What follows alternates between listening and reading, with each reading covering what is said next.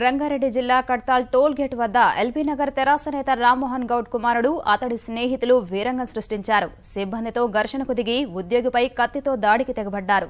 స్నేహ బృందం సహా రామ్ గౌడ్ కుమారుడు మనీష్ గౌడ్ ని పోలీసులు అరెస్ట్ చేశారు. ఈ ఘటనలో బాధ్యులపై కఠిన చర్యలు తప్పవని మంత్రి కేటీఆర్ స్పష్టం చేశారు. తెరాస ఎల్బీ నగర్ ఇన్ఛార్జ్ రామ్మోహన్ గౌడ్, బిఎన్ రెడ్డి నగర్ కార్పొరేటర్ లక్ష్మీ ప్రసన్నల కుమారుడు మనీష్ గౌడ్ సహా 6 వ్యక్తులు కడ్తాల్ టోల్గేట్ వద్ద దౌర్జన్యానికి దిగారు.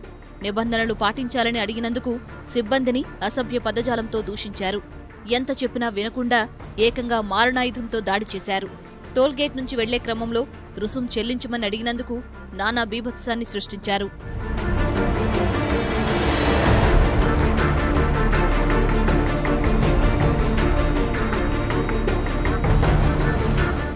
మనీష్ స్నేహ బృందంలోని అరుణ్ రెడ్డి టోల్గేట్ సూపర్వైజర్ మహేష్ పై కత్తితో దాడి చేశాడు. ఘటనలో బాధితుడి 2 చేతులకు గాయాలయ్యాయి. అనంతరం నిందితులు అక్కడి నుంచి వాహనంలో పారిపోతుండగా టోల్గేట్ సిబ్బంది సమాచారం మేరకు పోలీసులు అదుపులోకి తీసుకున్నారు. నిందితులు మైసిగండి వద్ద జన్మదిన వేడుకల్లో పాల్గొని తిరిగి హైదరాబాద్ వస్తుండగా ఈ ఘటన చోటు చేసుకుంది. దాడి సమయంలో మనీష్ సహా అతని స్నేహితులంతా మద్యం మత్తులో ఉన్నట్లు తెలుస్తోంది. నేను ఎమ్మెల్యే కొడుకు, నేను ఆయన ఎవరు, ఆయన ఎమ్మెల్యే కొడుకు వీళ్ళం కాదు. నేనేమన్నానంటే ఏమన్నా ప్రూఫ్ చూపించుకోవాలండి. అయితే ఆయన ఏమన్నా నేను ప్రూఫ్ నీకేం కాదు చూపించాను, అది ఏం కలిగి మాటలు మాట్లాడితే మంచిగా మాట్లాడని చెప్పి నేను అన్నాను. దాని తర్వాత వాళ్ళు ఫస్ట్ గల్లా పట్టుకొని చింపేసి కొట్టారు. వాళ్ళు నన్ను 2 ముగ్గురు పట్టుకొని ఒక ఆయన పొడుగునికి వచ్చి చేయాలండి. ఎవరు కొడుకు అని చెప్పారు? రామ్మోహన్ గౌడ్ కొడుకు అన్నది క్వశ్చన్ పట్టుకుంటారు.